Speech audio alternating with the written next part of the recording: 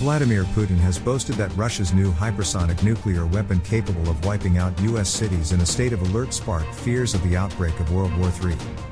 The Russian leader revealed his country has developed weapons that fly more than 5 times faster than those developed in the U.S. Addressing an energy forum, Putin said no place was immediately threatened. He said, "It's not just hypersonic, it's an intercontinental missile. This is a much more serious weapon than you just said. And they're already on alert in Russia." The Russian president continued, "There is nothing strange here. The world's high-tech armies will have such a system, they will, and in the near future. We don't abuse this, we don't threaten anyone." This comes just days after Moscow revealed it had successfully tested its new Zircon hypersonic missile from a submarine for the first time. Footage from the launch shows a 6.679 miles per hour rocket being fired from the Severodvinsk submarine before shooting into the sky.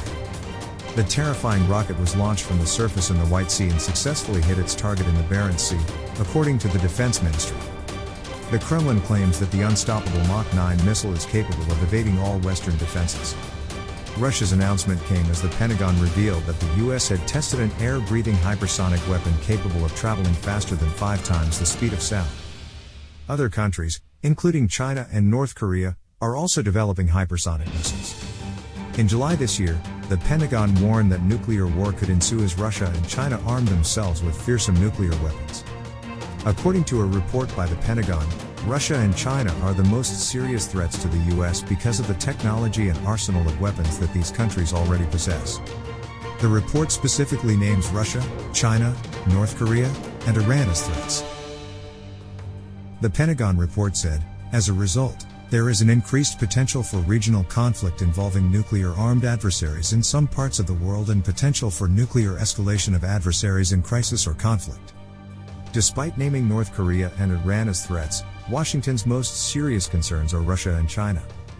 This is because of the technology and weapons they already have.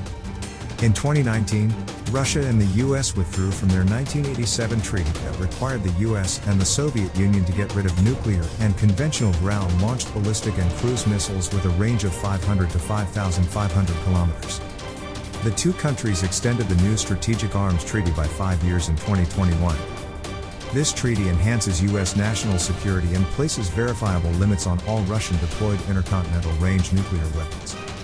China is also reported to have increased its number of nuclear weapons, including its most advanced submarine-launched missiles. The struggle for the influence of the two superpowers is indeed divided into blocks, in which the U.S. helps its allies such as France and Britain, as well as other Western European countries whose conditions have slumped after World War II. Meanwhile, the Soviets helped liberate Eastern Europe from the confines of Germany, then rebuild their economy. Not only that, but the Soviets also continued to try to expand their influence by supporting various power struggles in many countries, such as Bulgaria, Hungary, Albania, Poland, Romania, to Czechoslovakia, or Czech Republic. This is what caused many Eastern European countries to finally enter the government of the left-leaning or the Communist Soviet Union. Entering the 1970s, the Cold War was considered to be getting cold.